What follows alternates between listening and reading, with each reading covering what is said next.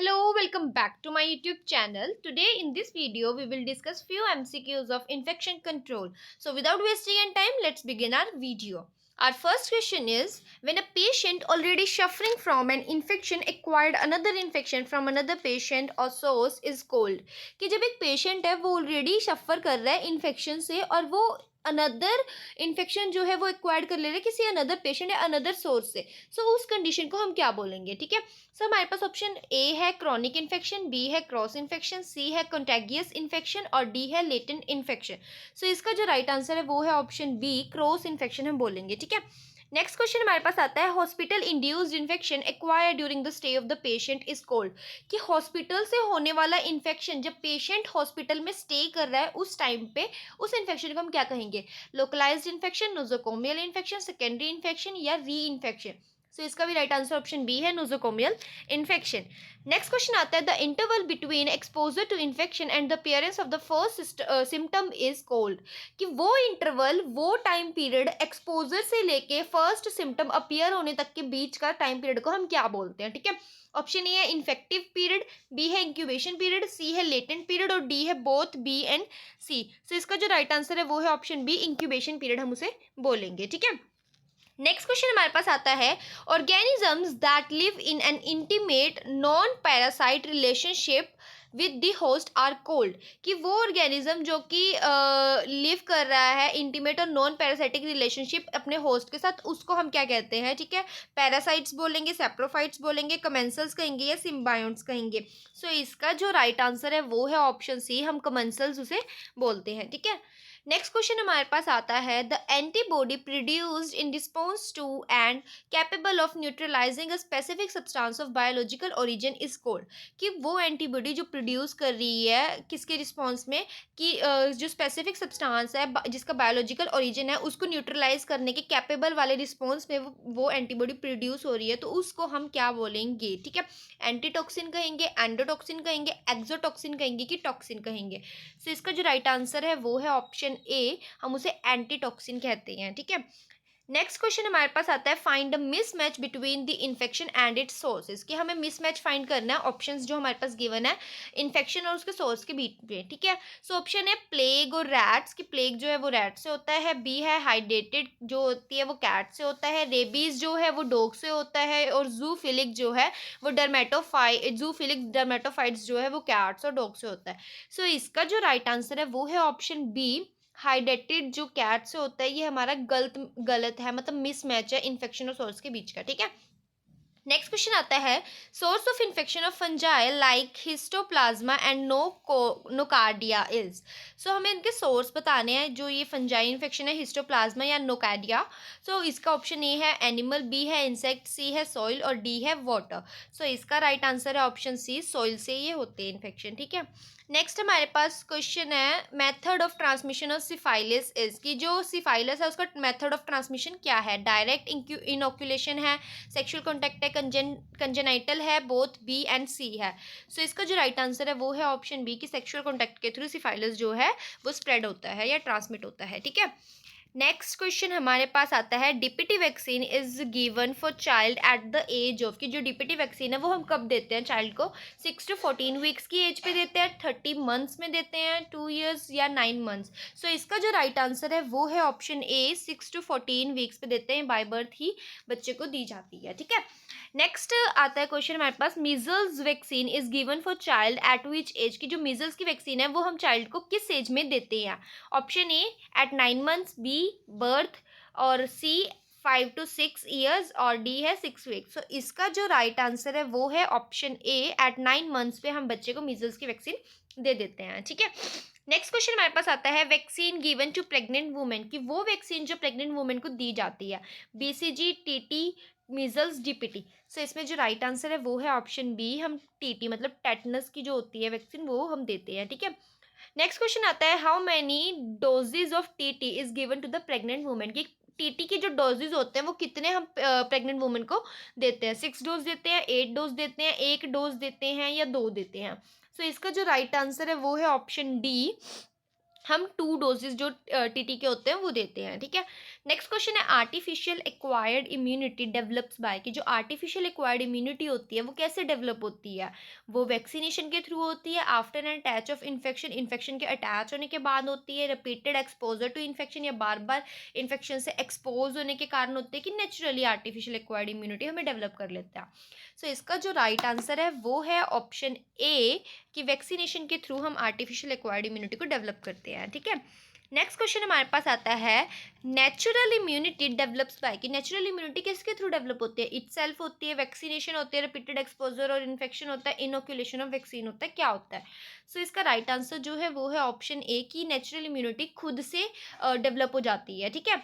Next question आता है type 2 cytotoxic reactions are, की साइटोटॉक्सिक रिएक्शन जो होती है टाइप 2 की वो कौन सी होती है, थायरोटॉक्सिकोसिस होती है, न्यूरोलिटिक एनीमिया होता है, फीवर होता है, ट्यूबरक्यूलिन होता है।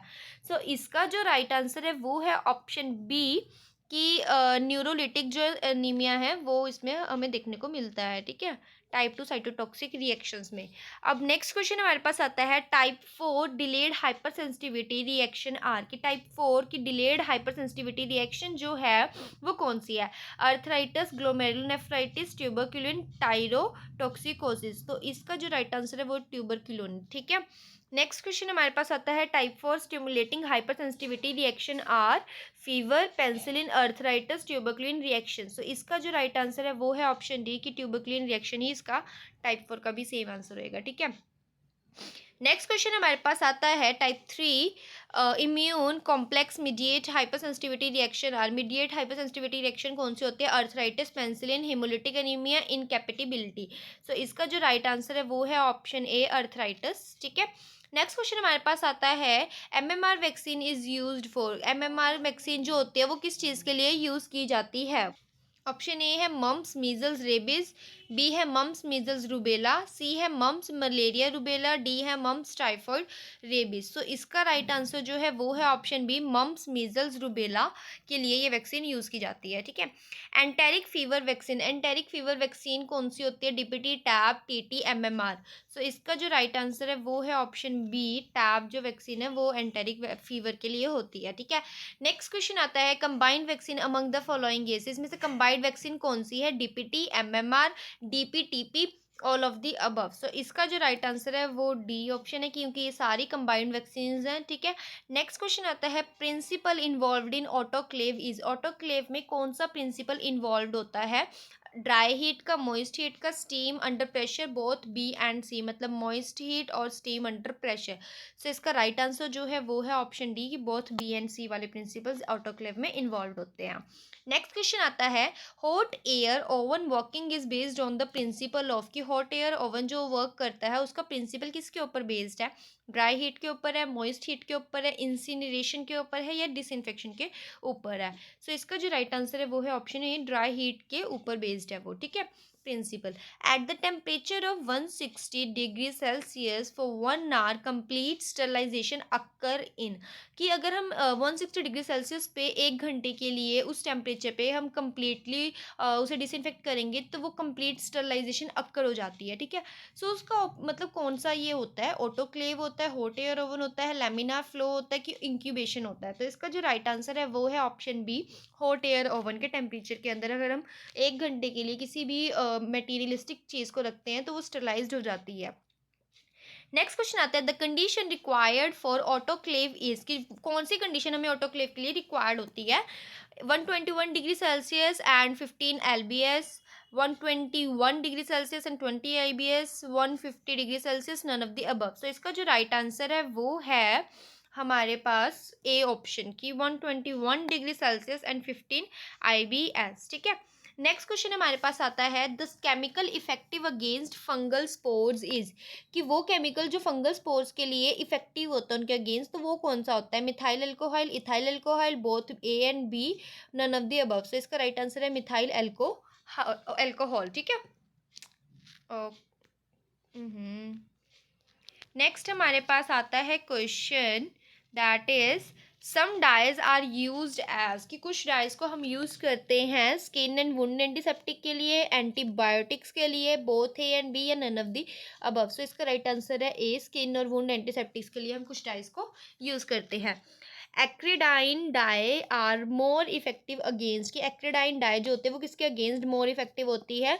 Gram positive, gram negative, mycoplasmas, rickettsia. So इसका राइट आंसर है ऑप्शन ए, ग्राम पॉजिटिव के रिगार्डिंग वो बहुत इफेक्टिव होती है। ठीक है। आयोडीन हैज़ डिसइंफेक्टिविटी अगेंस्ट, की आयोडीन डिसइंफेक्टिविटी किसके अगेंस्ट कर पाता है? वेजिटेटिव सेल्स के, स्पोर्स के, बोथ ए एंड बी, या none of the above. So इसका राइट आंसर है सी, कि वो वेजिटेटिव सेल्स और स्पोर्स दोनों के अगेंस्ट डिसइंफेक्टिविटी कर पाता है। ठीक है।